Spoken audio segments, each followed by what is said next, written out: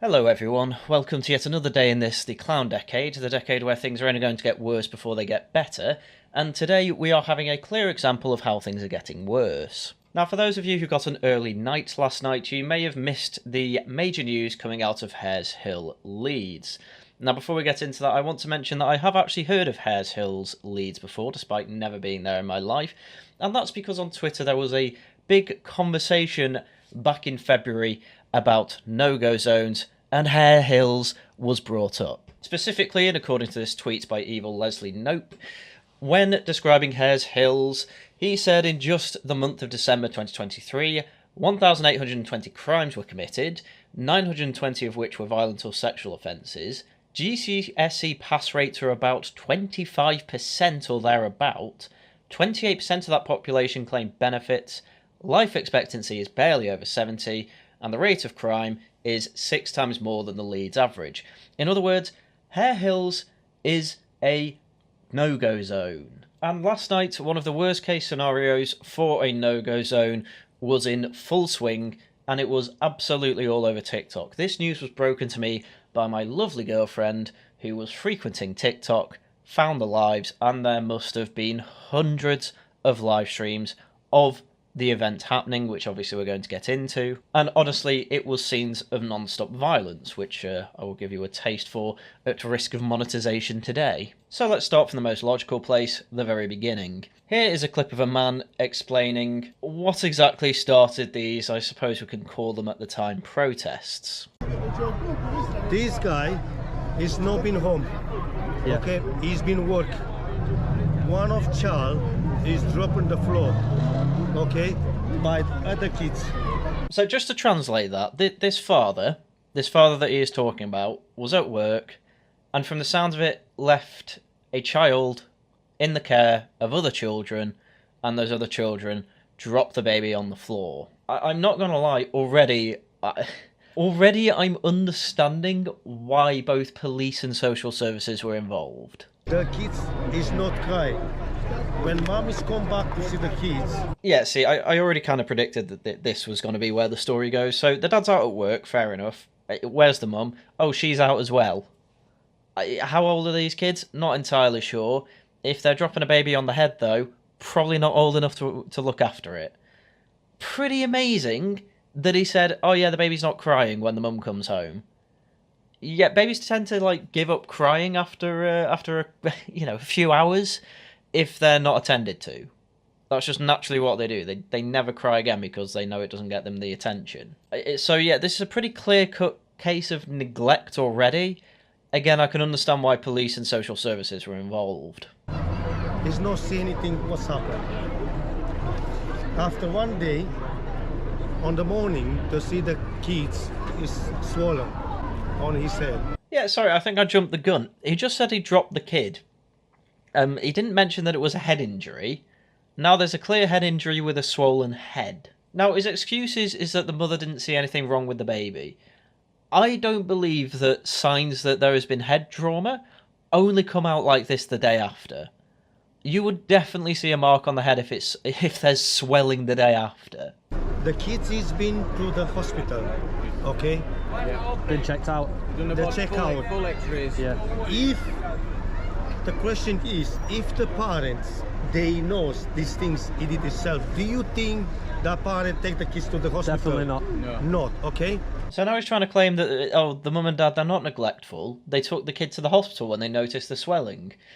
Yet the problem is that you shouldn't be letting babies be looked after by what I assume are also young children. Again, he's pointing to the dad to the guy's left. I am going to take a wild stab in the dark and guess that the child that is next to him in this clip is one of the children that were looking after the baby. That boy is not old enough to be left alone with a baby, I'm afraid to say. Why? Because accidents like this happen. The officer who is in charge, yeah, is refusing to investigate. Well, it all becomes a bit tetchy when kids are involved in these things. This is why social services are brought in, because they're the experts on what to do. Yeah. We send email, we did complain, everything by legal law. Still they no answer. Well, if we're going down the route of, oh, we were doing everything legally, no, if you leave your children unattended with other children and think that's good enough for them to be looked after, no, that's child neglect. We tend to arrest people for that. And if not arrest people, we certainly take their children off them. There was a whole Simpsons episode on this. Saxophone, saxophone. The neighbor that tried to give evidence was going on. I'm just really confused at that sentence. The neighbour who tried to give evidence was still at work. How did he try to give evidence then? What happened? The officer say to the parents on the extra children, they say, you try to kill yourself, your kids. God, I'm sorry, I have to keep translating this. The officer said to the parents, you nearly killed your children. I think that's what he's trying to say. And given the kid got away with a swollen temple, I'd say yeah, that's pretty accurate. How can you say I'm trying to kill my kids? Because you left them alone with other young children, where there's absolutely no way they will be old enough to properly supervise and look after a baby. That's how you nearly killed your child. All this happened. So they take the kids. Today? Yes. Good, thank God for that. Social services coming in and being heroes. Okay, they take the kids by force. On the social worker, they make the paper and lie, but no anyone investigate if they do the right the paper. I'm not being funny, but if you're saying on camera you think you're innocent after leaving a 7-month-old baby with other children to be looked after, I am going to take a stab in the dark and say you probably mentioned that to social services. Social services would have been absolutely horrified and said, yeah, you obviously cannot keep these children. And if this does ever go to court, unless the judge is one of those judges that lets foreigners off for whatever reason, the judge will more than likely say, yeah, these kids obviously should have been taken off you. The baby probably has brain damage now. You are not fit to look after kids, and your other children will probably be taken away too. And that is right and just. It's biased, it's all one-sided. Not. Yeah. Everything is fake. Again, just to be clear, no, I don't think social services faked anything. They're not going to have to if you mention to them you left a baby alone with children and it was dropped on its head. They really don't need to write anything other than that on their forms. You are not getting those children back, and you should never get those children back. On the police, on sergeant from the Ellen Road, he did it, and he say, I don't care, no anyone they can do to me.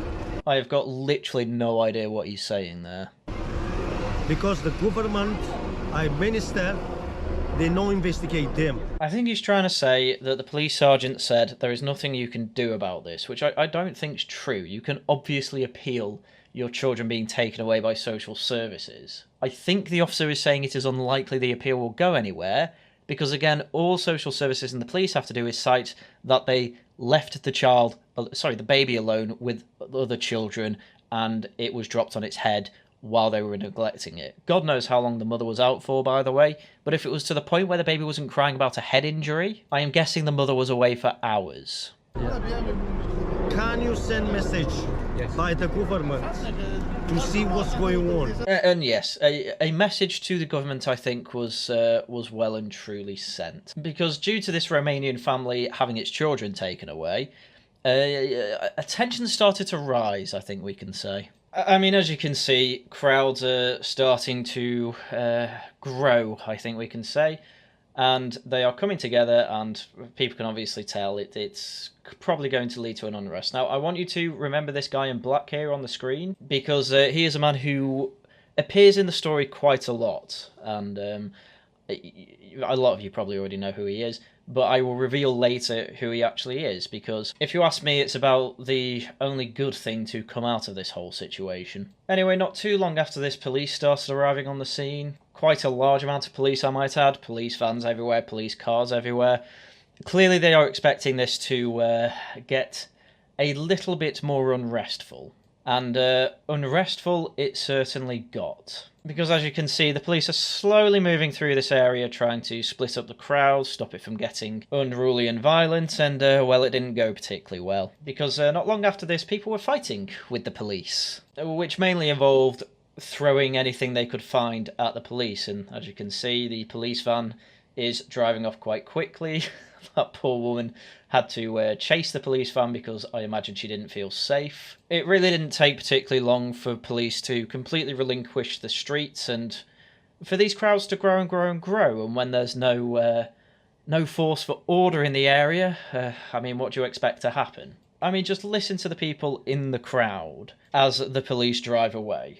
For the Wi-Fi connection right now around there, it's just going to be heaving. Police are going, police is going. Amy Chelsea saying reform. Look, they Oh, also they're find going, police. go. They're taking Gláeddyv, look at them running. Get closer, get closer, get closer, get closer. They're running. Get closer, get closer, get closer, get closer, get closer, get closer. Oh, of course, they smashed everything. Yo, bottle everything, fam. Yo! Fucking hell, yo, look, yo. Oh my God, they fucked Lock up. everything, bottle everything. They're fucked up. Look, the route, the out. Yeah. Wow. The police are just seen as simply pathetic by the general public. There were cheers and whoops, and if the reaction wasn't, oh my God, that's embarrassing for the police, they should basically be cracking skulls here, it was people cheering that they're not. This is how the police in the UK is seen all over the world, but worst of all within the communities that are no-go zones. Why do you think nearly 2,000 crimes happened in December 2023 here? It's probably because the police don't properly deal with them. And then what happens? The community gets emboldened, and the police vacate the area, and chaos ensues.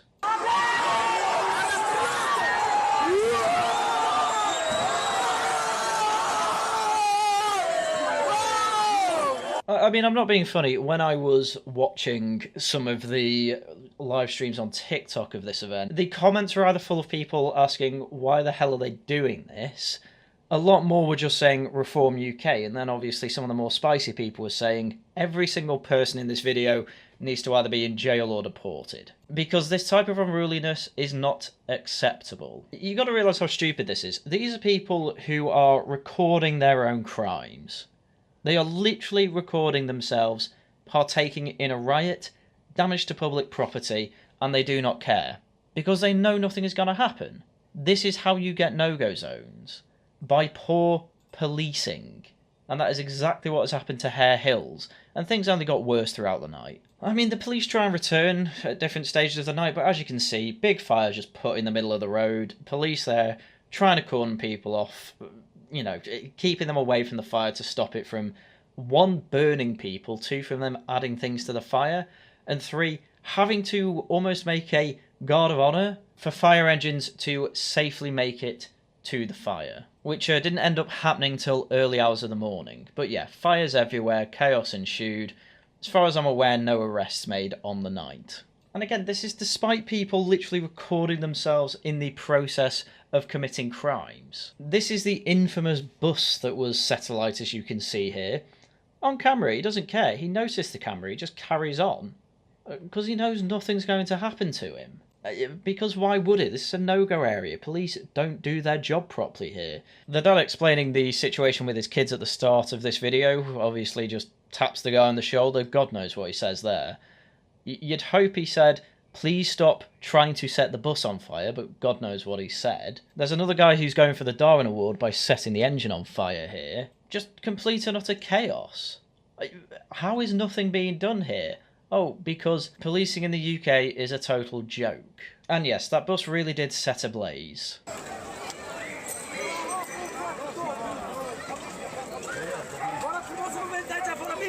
With people seemingly not even trying to stop it, people in fact, you can hear some whistling and cheering in that clip as well. Just a complete disaster from almost everyone in charge's part, apart from one guy. There was one councillor who was on the floor here actually trying to stop these things. And it is, as far as I care, one hell of an unexpected turn of fate. Most of you will probably remember this clip.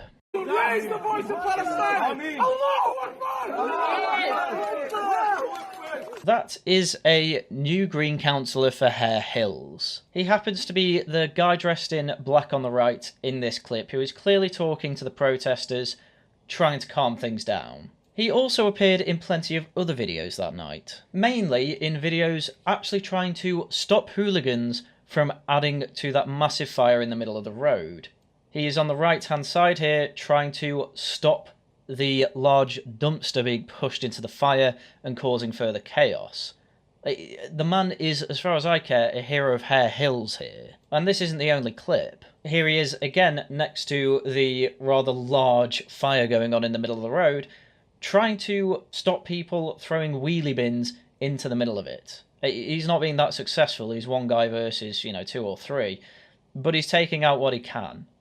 If every migrant was like this guy, I don't think we'd have too much of a problem with them. The problem is that he is one against literally hundreds. He appears to be an exception.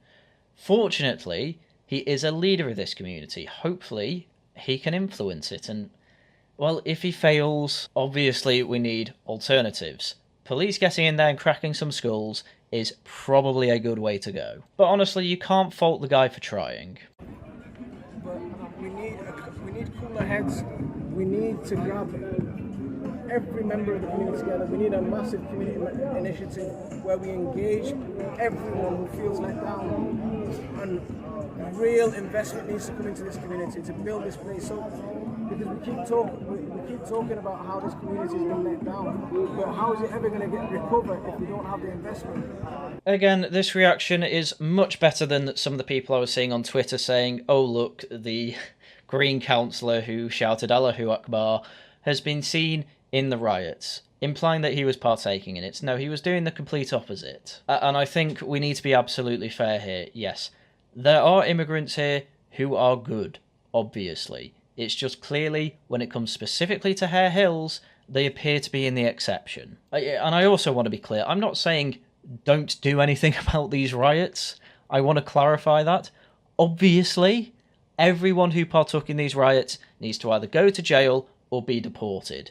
Absolutely every single one of them. The people who started the fires, they need the longest term sentences or be completely deported with no chance of coming back for life to make examples of them. And you will see a hell of a lot less of these riots. Because, I mean, honestly, the images of the aftermath of this were just embarrassing. Just embarrassing. Firefighters only able to get in to actually stop the blaze in the middle of the tarmac after the police are on site, but this is also after the crowd has dispersed. The bus was just a pile of embers by the end of the night as well. Firefighters obviously on scene to put it out. Just no evidence really that that was a bus apart from the big wheel on the right. Absolute total chaos. Damage to public property and to the police. Just to the scale I've not really seen since the 2011 riots. And again, this is a no-go area with a high level of immigration. Of the whole area of Gipton and Harehill, the largest ethnic group is Asian at 38.2%, the next highest is white at 34.5%. Now, I want to say, again at the beginning, this was all started by a Romanian family having their kids taken off them. I am not entirely sure how the ONS consider Romanians. I imagine they put them in the white category. Black people make up about 17%, and then the rest is made up by either mixed, other, or Arab. So as it's quite clear to see, quite a multicultural place in Britain. And don't get me wrong, it's not like no white Brits were involved in this rioting. There will have been white Brits in these riotings. In fact, I saw white Brits in these riotings. However, as I am pointing out, this is a very diverse area. And again, I would like people to explain to me how this place has improved thanks to our diversity. Anyway, this was a chance for the new Labour government to shine and show us what they're going to do about law and order after announcing that they're going to release 20,000 prisoners from prisons in the UK. Yvette Cooper, the Home Secretary, made a statement on Twitter. "I am appalled at the shocking scenes and attacks on police vehicles and public transport in Leeds tonight. Disorder of this nature has no place in our society. Many thanks go to West Yorkshire Police for their response. I'm being kept regularly updated." Amazing, isn't it? Just completely pointless epithets that do absolutely nothing to help the situation. Rioting is bad. Thank you, Yorkshire Police, for fleeing the scene. It's no wonder that people keep saying that crime is clearly getting out of hand when the average response to mass violent crime is, "Oh, well, that's disgusting, isn't it?" Thank you, public servants that are supposed to be pacifying the situation. You did your best by fleeing. Tracy Brabin, who is an ex-Labour MP as well and also happens to be Mayor of West Yorkshire, made a statement too. I'm appalled by the violent and thoughtless actions witnessed in Harehills last night. Such criminal behaviour will not be tolerated. I am in touch with West Yorkshire Police for regular updates on the progress of their investigation. Again, it's amazing. All they're doing is waiting for the crimes to happen and then investigating them. How many people are going to be arrested from this? I have no idea. My money is on about 10. I would urge everyone to refrain from speculation on social media, and if members of the public believe that they have footage of criminal behaviour, I think there's been plenty of that, I would ask them to please pass it on to the police. I'm relieved that nobody was seriously hurt in this incident. We will provide any support we can to the people of Harehills following the violence perpetrated in their community. Grand. The police are investigating, don't worry people. Well, typically, when we're told the police investigate these things, nothing gets done about it for quite some time, and finally when it does happen, well, they will probably walk free from court, but this is speculation. We'll have to wait and see what happens here. I am not holding my breath that anything positive is going to come from this, because it's Clown Decade and things are going to get worse before they get better. And this wasn't the only riot in Britain yesterday, by the way. There was a police shooting in Bangladesh, and there were people in Whitechapel, no prizes for guessing the ethnicity of these people, who then decided to cause some unrest in Whitechapel.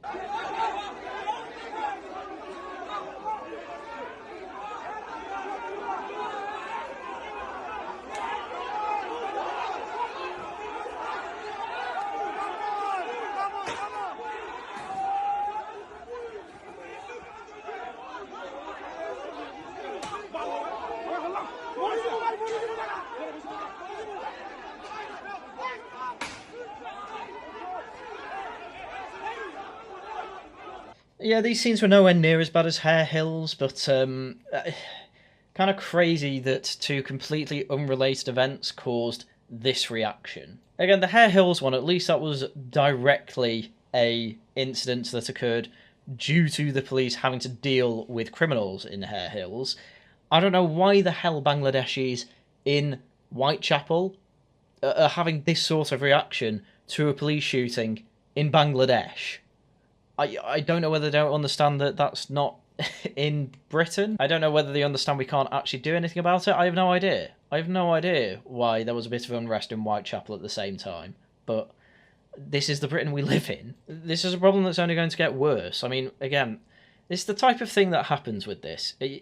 There will be some unrest for a while and then a large period of nothing happening. And then there'll be another starting pistol and this will all happen again. Again, this happened with George Floyd in Britain. There were people trying to burn the flags on the cenotaph because George Floyd died in America. Winston Churchill's statue was graffitied because George Floyd died in America. How much more of the world's problems is going to cause widespread unrest in Britain? I have no idea, but it is not a tenable and long-term stable situation. Anyway, that's about everything I had for you today. So let's just do the shilling. Tonight I will be on that Crime Guys channel on his community quiz night. Looking forward to that. Laughing at the Guardian returns tomorrow with Tharium, Enigmatic and Jesus Fried Christ. Because there's been all sorts of international stories that we need to get through, so I thought I'd have a foreigner on. But anyway, should be a fun time. Next week, Tosh returns with the newscast, so with the crazy stuff going on this week, there'll be plenty to talk about. And on Wednesday, we will be doing a Tosh Talks, which will be the second part of Jack's lectures on the foreign policy mistakes that Britain made in the 19th century in the lead up to World War I. So, with that, that was everything I had for you today. Once again, thank you very much for watching, and until next time, goodbye.